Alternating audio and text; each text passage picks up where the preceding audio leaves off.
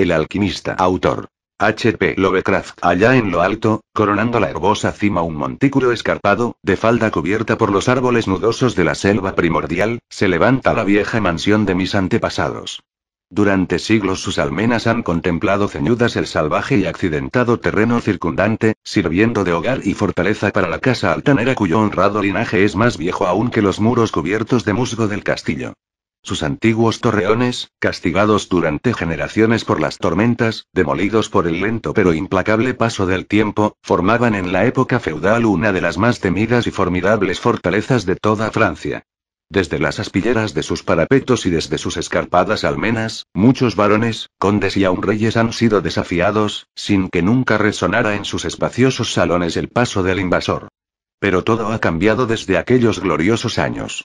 Una pobreza rayana en la indigencia, unida a la altanería que impide aliviarla mediante el ejercicio del comercio, ha negado a los vástagos del linaje la oportunidad de mantener sus posesiones en su primitivo esplendor. Y las derruidas piedras de los muros, la maleza que invade los patios, el foso seco y polvoriento, así como las baldosas sueltas, las tablazones comidas de gusanos y los deslúcidos tapices del interior, todo narra un melancólico cuento de perdidas grandezas.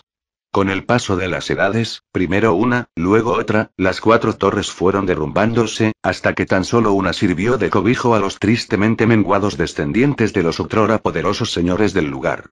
Fue en una de las vastas y lóbregas estancias de esa torre que aún seguía en pie donde yo, Antoine, el último de los desdichados y maldecidos condes de C, vine al mundo, hace 19 años. Entre esos muros, y entre las oscuras y sombrías frondas, los salvajes barrancos y las grutas de la ladera, pasaron los primeros años de mi atormentada vida. Nunca conocí a mis progenitores. Mi padre murió a la edad de 32, un mes después de mi nacimiento, alcanzado por una piedra de uno de los abandonados parapetos del castillo. Y, habiendo fallecido mi madre al darme a luz, mi cuidado y educación corrieron a cargo del único servidor que nos quedaba, un hombre anciano y fiel de notable inteligencia, que recuerdo que se llamaba Pierre. Yo no era más que un chiquillo, y la carencia de compañía que eso acarreaba se veía aumentada por el extraño cuidado que mi añoso guardián se tomaba para privarme del trato de los muchachos campesinos, aquellos cuyas moradas se desperdigaban por los llanos circundantes en la base de la colina. Por entonces, Pierre me había dicho que tal restricción era debida a que mi nacimiento noble me colocaba por encima del trato con aquellos plebeyos compañeros. Ahora sé que su verdadera intención era ahorrarme los vagos rumores que corrían acerca de la espantosa maldición que afligía a mi linaje, cosas que se contaban en la noche y eran magnificadas por los sencillos aldeanos según hablaban en voz baja al resplandor del hogar en sus chozas. Aislado de esa manera, librado a mis propios recursos, ocupaba mis horas de infancia en hojear los viejos tomos que llenaban la biblioteca del castillo, colmada de sombras, y en vagar sin ton ni son por el perpetuo crepúsculo del espectral bosque que cubría la falda de la colina. Fue quizás merced a tales contornos el que mi mente adquiriera pronto tintes de melancolía.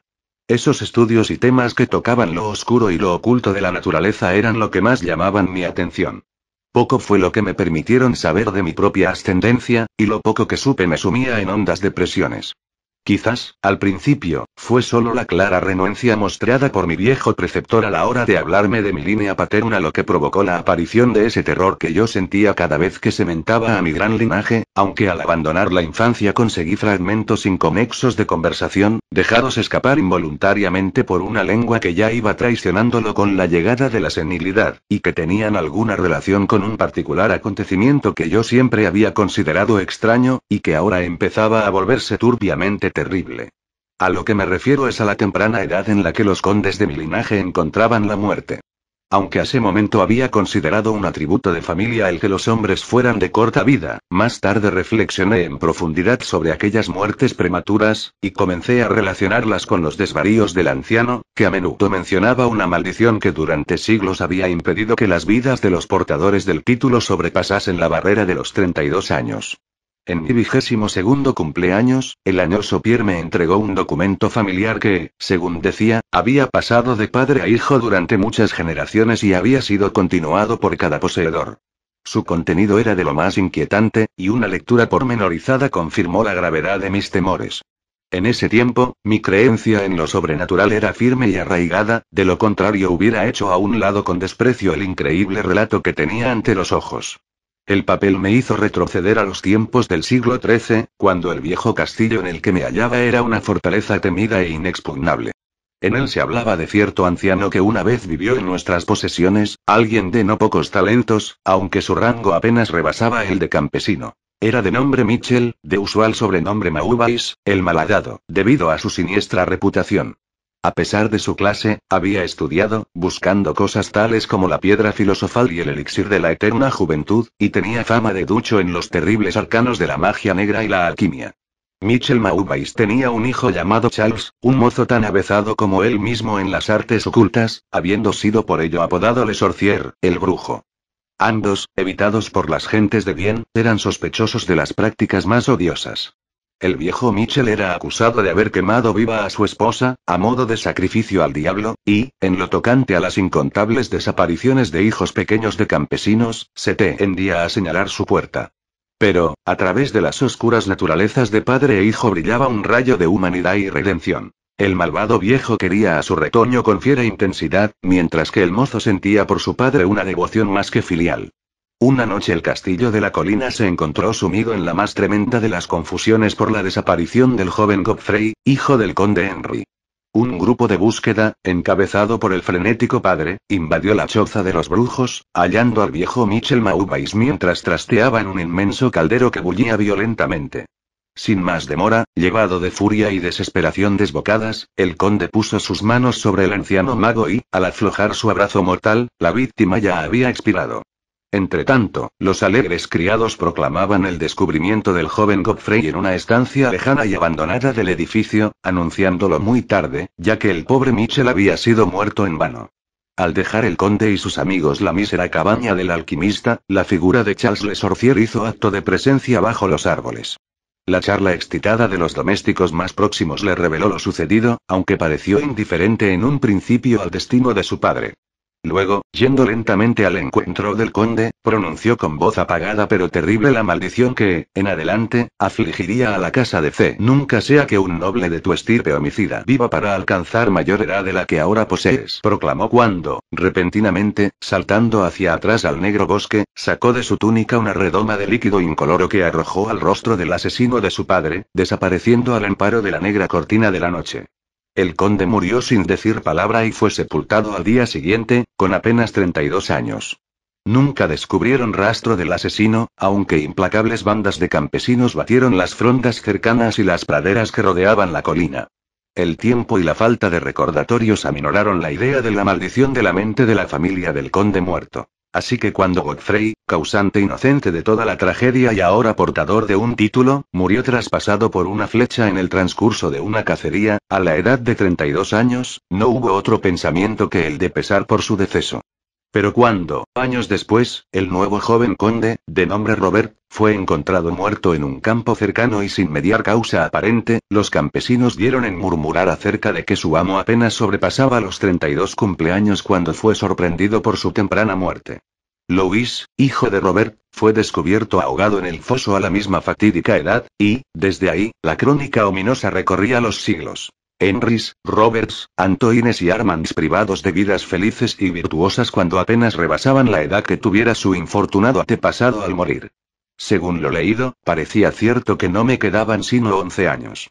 Mi vida, tenida hasta entonces en tan poco, se me hizo ahora más preciosa a cada día que pasaba, y me fui progresivamente sumergiendo en los misterios del oculto mundo de la magia negra.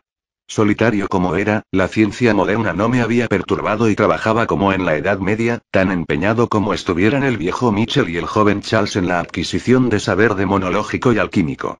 Aunque leía cuanto caía en mis manos, no encontraba explicación para la extraña maldición que afligía a mi familia. En los pocos momentos de pensamiento racional, podía llegar tan lejos como para buscar alguna explicación natural, atribuyendo las tempranas muertes de mis antepasados al siniestro Charles Le Sorcier y sus herederos. Pero descubriendo tras minuciosas investigaciones que no había descendientes conocidos del alquimista, me volví nuevamente a los estudios ocultos y de nuevo me esforcé en encontrar un hechizo capaz de liberar a mi estirpe de esa terrible carga. En algo estaba plenamente resuelto. No me casaría jamás, y, ya que las ramas restantes de la familia se habían extinguido, pondría fin conmigo a la maldición. Cuando yo frisaba los 30, el viejo Pierre fue reclamado por el otro mundo. Lo enterré sin ayuda bajo las piedras del patio por el que tanto gustara de deambular en vida.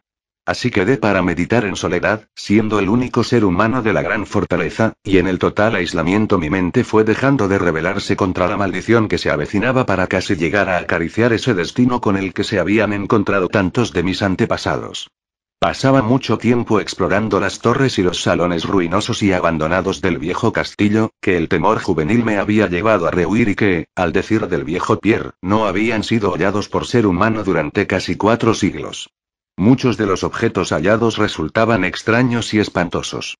Mis ojos descubrieron muebles cubiertos por polvo de siglos, desmoronándose en la putridez de largas exposiciones a la humedad. Telarañas en una profusión nunca antes vista brotaban por doquier, e inmensos murciélagos agitaban sus alas huesudas e inmensas por todos lados en las, por otra parte, vacías tinieblas. Guardaba el cálculo más cuidadoso de mi edad exacta, aún de los días y horas, ya que cada oscilación del péndulo del gran reloj de la biblioteca desgranaba una pizca más de mi condenada existencia. Al final estuve cerca del momento tanto tiempo contemplado con aprensión. Dado que la mayoría de mis antepasados fueron abatidos poco después de llegar a la edad exacta que tenía el conde Henry al morir, yo aguardaba en cualquier instante la llegada de una muerte desconocida. En qué extraña forma me alcanzaría la maldición, eso no sabía decirlo. Pero estaba decidido a que, al menos, no me encontrara atemorizado o pasivo. Con renovado vigor, me apliqué al examen del viejo castillo y cuanto contenía. El suceso culminante de mi vida tuvo lugar durante una de mis exploraciones más largas en la parte abandonada del castillo, a menos de una semana de la fatídica hora que yo sabía había de marcar el límite final a mi estancia en la tierra, más allá de la cual yo no tenía siquiera atisbos de esperanza de conservar el hálito. Había empleado la mejor parte de la mañana yendo arriba y abajo por las escaleras medio en ruinas, en uno de los más castigados de los antiguos torreones. En el transcurso de la tarde me dediqué a los niveles inferiores, bajando a lo que parecía ser un calabozo medieval o quizás un polvorín subterráneo, más bajo. Mientras deambulaba lentamente por los pasadizos llenos de incrustaciones al pie de la última escalera, el suelo se tornó sumamente húmedo y pronto, a la luz de mi trémula antorcha, descubrí que un muro sólido, manchado por el agua, impedía mi avance. Girándome para volver sobre mis pasos, fui a poner los ojos sobre una pequeña trampilla con anillo, directamente bajo mis pies. Deteniéndome, logré alzarla con dificultad, descubriendo una negra abertura de la que brotaban tóxicas humaredas que hicieron chisporrotear mi antorcha, a cuyo titubeante resplandor vislumbré una escalera de piedra. Tan pronto como la antorcha, que yo había abatido hacia las repelentes profundidades, ardió libre y firmemente, emprendí el descenso. Los peldaños eran muchos y llevaban a un angosto pasadizo de piedra que supuse muy por debajo del nivel del suelo. Este túnel resultó de gran longitud y finalizaba en una masiva puerta de roble, rezumante con la humedad del lugar, que resistió firmemente cualquier intento mío de abrirla. Cesando tras un tiempo en mis esfuerzos, me había vuelto un trecho hacia la escalera, cuando sufrí de repente una de las impresiones más profundas y enloquecedoras que pueda concebir la mente humana. Sin previo aviso, escuché crujir la pesada puerta a mis espaldas, girando lentamente sobre sus oxidados goznes. Mis inmediatas sensaciones no son susceptibles de análisis. Encontrarme en un lugar tan completamente abandonado como yo creía que era el viejo castillo, ante la prueba de la existencia de un hombre o un espíritu, provocó a mi mente un horror de lo más agudo que pueda imaginarse. Cuando al fin me volví y encaré la fuente del sonido, mis ojos debieron desorbitarse ante lo que veían. En un antiguo marco gótico se encontraba una figura humana. Era un hombre vestido con un casquete y una larga túnica medieval de color oscuro. Sus largos cabellos y frondosa barba eran de un negro intenso y terrible, de increíble profusión. Su frente, más alta de lo normal. Sus mejillas, consumidas, llenas de arrugas. Y sus manos largas, semejantes a garras y nudosas, eran de una mortal y marmórea blancura como nunca antes viera en un hombre. Su figura, enjuta hasta asemejarla a un esqueleto, estaba extrañamente cargada de hombros y casi perdida dentro de los voluminosos pliegues de su peculiar vestimenta. Pero lo más extraño de todo eran sus ojos, cavernas gemelas de negrura abisal, profundas en saber, pero inhumanas en su maldad. Ahora se clavaban en mí, lacerando mi alma con su odio, manteniéndome sujeto al sitio. Por fin, la figura habló con una voz retumbante que me hizo estremecer debido a su honda impiedad e implícita malevolencia. El lenguaje empleado en su discurso era el decadente latín usado por los menos eruditos durante la Edad Media, y pude entenderlo gracias a mis prolongadas investigaciones en los tratados de los viejos alquimistas y demonólogos. Esa aparición hablaba de la maldición suspendida sobre mi casa, anunciando mi próximo fin, e hizo hincapié en el crimen cometido por mi antepasado contra el viejo Michel Maubais, recreándose en la venganza de Charles Le Sorcier. Relató cómo el joven Charles había escapado al amparo de la noche, volviendo al cabo de los años para matar al heredero Godfrey con una flecha, en la época en que éste alcanzó la edad que tuviera su padre al ser asesinado. Cómo había vuelto en secreto al lugar, estableciéndose ignorado en la abandonada estancia subterránea, la misma en cuyo umbral se recortaba ahora el odioso narrador. Cómo había apresado a Robert, hijo de Godfrey, en un campo, forzándolo a ingerir veneno y dejándolo morir a la edad de 32, manteniendo así la loca profecía de su vengativa maldición. Entonces me dejó imaginar cuál era la solución de la mayor de las incógnitas. Cómo la maldición había continuado desde el momento en que, según las leyes de la naturaleza, Charles Le Sorcier hubiera debido morir, ya que el hombre se perdió en digresiones, hablándome sobre los profundos estudios de alquimia de los dos magos, padre e hijo, y explayándose sobre la búsqueda de Charles Le Sorcier del elixir que podría garantizarle el goce de vida y juventud eternas. Por un instante su entusiasmo pareció desplazar de aquellos ojos terribles el odio mostrado en un principio, pero bruscamente volvió el diabólico resplandor y, con un estremecedor sonido que recordaba el siseo de una serpiente, alzó una redoma de cristal con evidente intención de acabar con mi vida, tal como hiciera Charles Le Sorcier 600 años antes con mi antepasado.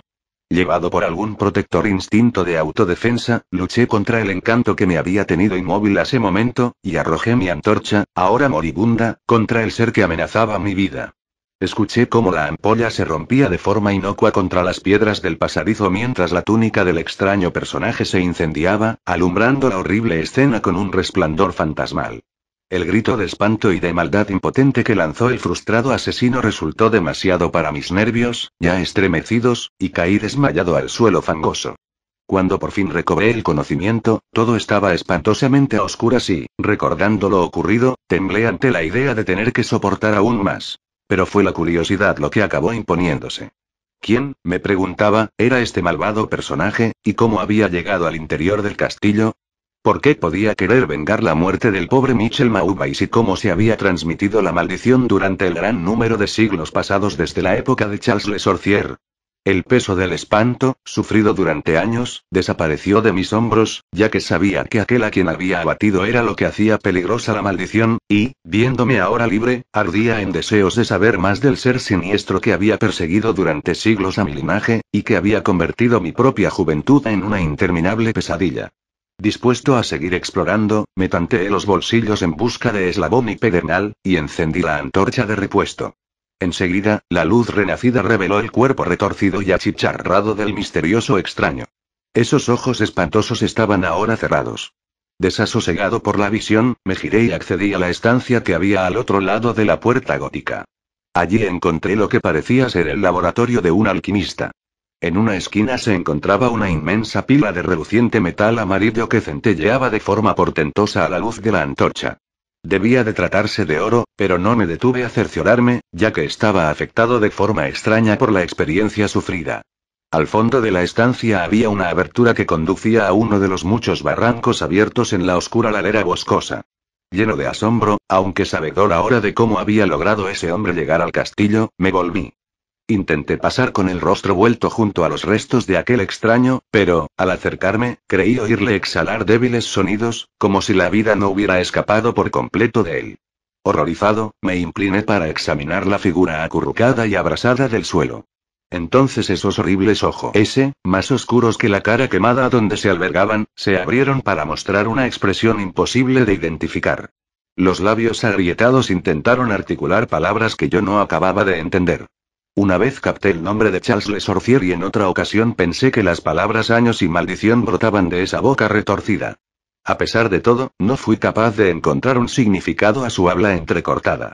Ante mi evidente ignorancia, los ojos como pozos relampaguearon una vez más malévolamente en mi contra, hasta el punto de que, inerme como veía a mi enemigo, me sentí estremecer al observarlo.